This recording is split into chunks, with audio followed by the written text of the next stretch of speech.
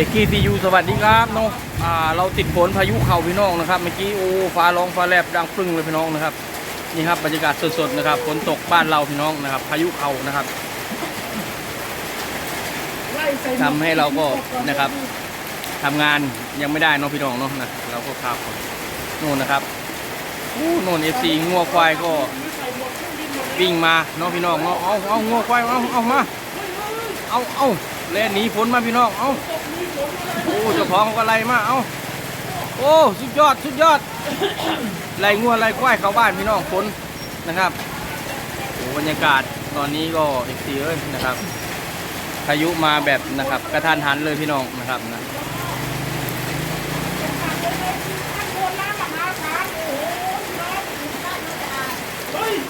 คนน้ำมหาศาลเริ่มมาแล้วนี่เราที่ท่านตอนนี้น้ำเริ่มไหลโจ๊กแล้วนะพี่น้องนี่ครับพี่น้องนะฝนตกนะเอาจริงเอาจังเลยนะครับ FC ตอนนี้โอ้เสียงฟ้าคึ้มฟ้าร้องพี่น้องนะครับโอ้เรื่ม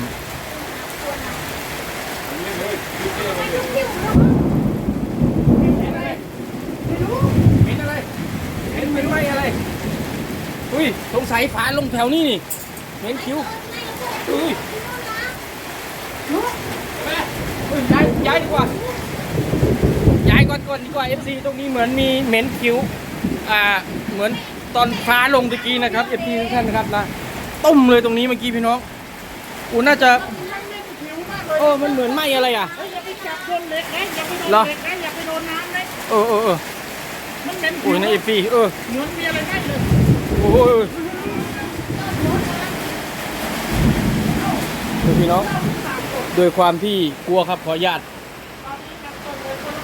หลบภัยก่อนพี่น้องนะครับในห้องนี้ก่อนนะครับมาเร็วมาหลบกันในห้องนี้ก่อนเร็วมาอยู่ในห้องนี้กันก่อน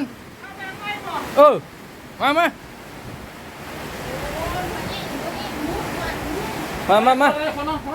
นี่นะครับ FC ตรงนี้เป็นนะครับศาลาประชาคม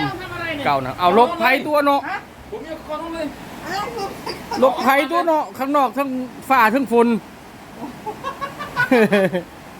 เราก็ปลอดภัยไว้ก่อนอ่ะพี่มาหาเนี่ยยิ่งกลัวไม่ถ่ายคลิปเลยนะ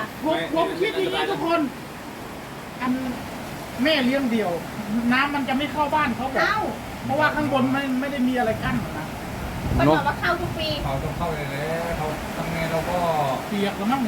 อุปกรณ์ก่อสร้างเราล่ะเราวางไว้เก็บให้แล้ว มีคนอยู่บ้านเขาอยู่บลัมอ๋อมันน่าจะเก็บให้อยู่เนาะเพิ่นก็น่าจะจัดการให้เราอยู่งานเข้าใน FC ก็ฝนตกนะพี่น้องนะหลบก่อนใช่ไหมแต่ตอนนี้ก็พวกเราก็ขออนุญาตหลบฟ้าหลบฝนก่อนนะพี่น้อง FC ทุกท่านนะครับนะเราขอหลบอยู่มองนี้ก่อนพี่น้องนะครับมันจังไดล่ะพี่น้องมันมืดนะครับในนี้นะฟ้าเต้นเป็นไงลูกพี่ย่านปะกลัวไม่กลัวแต่เข้ามาอยู่ทำไมตรงนี้ผมเห็นคุณเข้ามาผมก็ตามผมโอเคตามเจ้าตลอดเลยพี่ครับตอนรีบผมมาล่ะครับผมผิดเองแหละพี่เรียกคุณเข้ามาในถ้ำนี้นี่นะครับ FC ทุกท่านนะครับนะเรามาแอบอยู่ในห้องหลบแต่จำกึมนี่ก็พร้อมตลอดเหมือนจะเตรียมวิ่งอยู่ตลอดเวลาเลยครับนี่นะไม่เหยาะแยะเลยนะครับเตรียมที่จะพุ่งไปเลยโอ้ไอที่เลื่อมอยู่ในตัวนี้ก็เอาออกมาเลยป่ะไม่ไหวเนาะโอ้นะพี่น้อง FC ขายของเต็มกระเป๋า FC โอ้ยใครจะสะพายทองไปกระเป๋าเหรียญบาทมีทองตามเข้ามาอีกพี่น้อง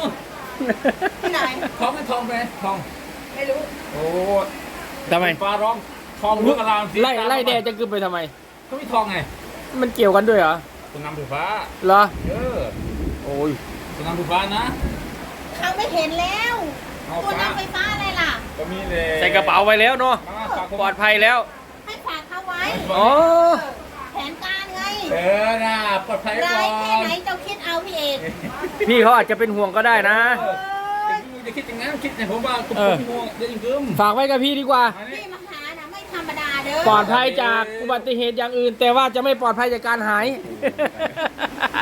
ผมอุตส่าห์บางดีเลยสิโอ้ยพี่น้อง FC พี่ผมทำไมเป็นคนอย่างนี้ไม่ธรรมดาผมบางดีนะ เห็นแดดยังกึมหิ้วนี่มาก็จะเก็บไว้ให้ ได้ไงอันตรายไงเอามาสะโพกก็ได้เนี่ย ฮะอะไร พอได้อยู่ พอได้ปะพอได้แก้ปะ พอได้แก้อยู่ โอ้ นะครับผมต้องประตูไหนเนาะประตูก่อน นักดิเว้ยมาดู ฟ้าเริ่มสงบแล้วพี่น้อง ฟ้าเริ่มเงียบสงบแล้ว โอ้โห ค่อยจะหลับแล้ว ขออนุญาตออกก่อน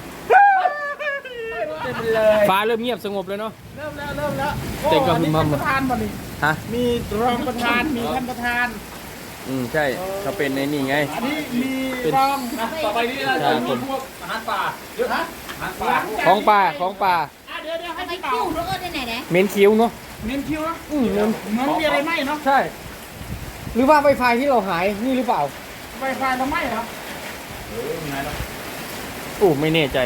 มันไปแอปไปทำ พี่น้องเนาะ นี่นะครับพี่น้องเอฟซีทุกท่านนะครับ เราก็ยังไปไหนไม่ได้เนาะพี่น้องเนาะนะครับ ก็ค่าฝนอยู่นี่แหละครับนะก็อยู่กับบรรยากาศฝนไปเลยนี่ครับให้เอฟซีนะครับ ดูความชุ่มชื้นนะครับ ดูฝนรำนะครับพี่น้องเนาะถือว่าเป็นฝนแรกของปีนี้นะครับเอฟซีทุกท่านนะครับนะเพราะว่าถึงจะเป็นพายุก็ช่างนะแต่เป็นฝนแรกของปีนะพี่น้องโอ้โหมาแรงแล้วพี่น้องเนาะนะครับแกมองก็รู้สึกถึงความชุ่มชื้นนะพี่น้องเนาะ หลังจากนี้ไปเราจะได้กินของธรรมชาติ น้ำไหล ไม่ว่าจะเป็นดอกกระเจียวกบ นะ เขียด โอ้ยังร้องอยู่พี่น้องฟ้าห้องฟ้าลงอยู่พี่น้องเอ้ยนะครับนะขออนุญาตพามาดูข้างนอกนะครับนะโน่นโอ้ฝนยังตกแต่ว่าท้องฟ้าเริ่มสว่างแล้วพี่น้อง14นะครับเป็นพายุเนาะมันเป็นพายุฤดูร้อนนะครับนะไม่ใช่ฝนธรรมชาตินะครับนะก็เลยอาจจะทำให้เกิดนะครับฝนฟ้านะครับพี่น้องตอนนี้เราก็มีสมาชิกนะครับมาหลบฝนด้วยเนาะพี่น้องเนาะนะครับคุณก็จุงน้องหมามาหลบฝนด้วยกับพวกเรานะพี่น้องนะครับนะนี่นะครับ FC ลมพายุก็เริ่มจะเงียบสงบแล้วพี่น้องนะครับนะเริ่มเบาลงแล้วนะครับนะฟ้าร้องฟ้าขนองก็เริ่มเงียบเริ่มหายฝั่งนี้สว่างแล้วครับส่วนอีกฝั่งนึงก็นะครับยังไม่สงบเสงี่ยมพี่น้องนะครับมีน้ำก็ยังไหลตามหลังคาอยู่พี่น้องเลยนะครับแค่เห็นเราก็รู้สึกสดชื่นนะพี่น้องเนาะนะครับหลังอีกจากนี้นะ1-2 วันนะครับนะของอยู่ของกินบ้านเรานี่จะต้องเริ่มออกมาแล้วพี่น้องนะครับนะดอกกระเจียวจักรจั่นแมงจีนูนนะครับนะเขาจะมุดออกจากดินนะครับเพราะว่าดินอ่อนเนาะนะครับดินเปียกดินอ่อนนะครับก็จะโผล่ออกมานะครับตามธรรมชาติเราก็จะมีอาหารกินพี่น้องต่อไปนี้นะครับดอกกระเจียวต้องออกเยอะแน่นอนนะครับ FC ทุกท่านนะครับนะหวังไว้ว่านะครับนะไปที่ไหนก็น่าจะมีนะโอ้ยังมีเสียงคึมอยู่พี่น้องนะโอเคครับผมคลิปนี้เอกกี้ซียูฝากไว้เท่านี้นะครับผมไว้เจอกันคลิปหน้าครับสวัสดีครับ